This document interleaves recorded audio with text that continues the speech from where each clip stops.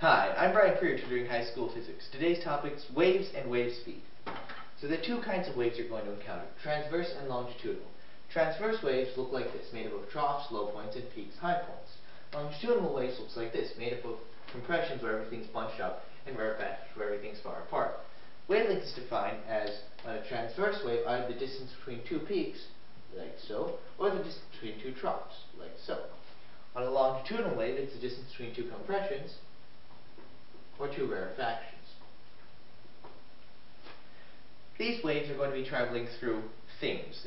This is known as their medium. They can travel through air, through water, through concrete, some medium.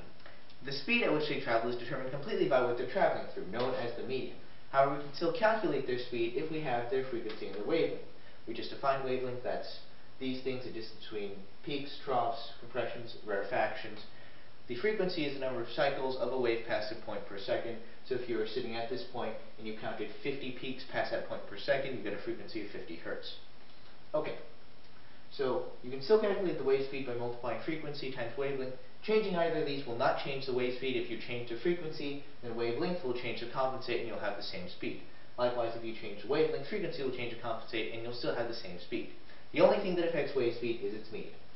Okay, so let's calculate a wave speed. Let's say you have a wave with frequency 5 hertz and wavelength of 3 times 10 to the negative 5 meters. So we can calculate our wave speed if we multiply our frequency by our wavelength. So frequency of 5 hertz, wavelength of 3 times 10 to the negative 5 meters. So if we multiply that together, 3 times 5 is 15, but I'm going to keep this in scientific notation, so it's 1.5 times 10 to the negative 4 meters per second. And so there's our wave speed. However, this is not the only formula that you're going to use for wave speed. You might also need to calculate the speed of a wave on a stretched string. And that's defined as the square root of the force of tension on that string divided by its density. In this case, we're representing that by mu. And the formula for density is mass divided by length for a string. So let's say we have a string and it has a mass of 5 kilograms, it's 5 meters long, and we have a force of tension on it of 36 newtons. What is the wave speed on this string? Well, let's go to our formula.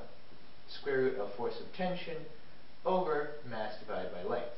I'm just substituting this part in for density. So we already have our force of tension, 36 newtons. On the bottom we have mass divided by length, so we have 5 kilograms divided by 5 meters.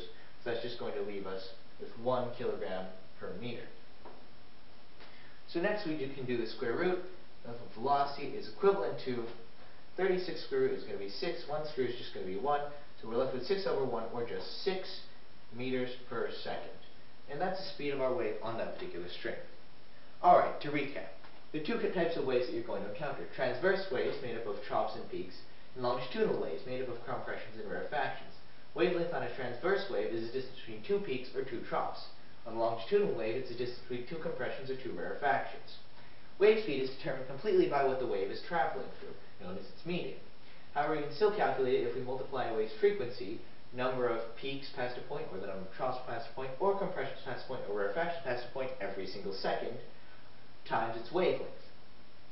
So speed of a wave equals frequency times wavelength. However, changing frequency or wavelength will not change the wave speed. Changing one will cause the other to compensate and leave you with the exact same speed. Wave speed is determined completely by medium. You'll also might have to calculate the speed of a wave on a stretched string. In this case, you'll need to know the force of tension on the string and the string's density. Density is defined as mass divided by length. And the speed of a wave on a stretched string is defined as the square root of the quantity of the force of tension divided by a string's density, which you can just substitute in mass divided by length for. Alright, that's all for now. Again, I'm Brian Prier. See you next time.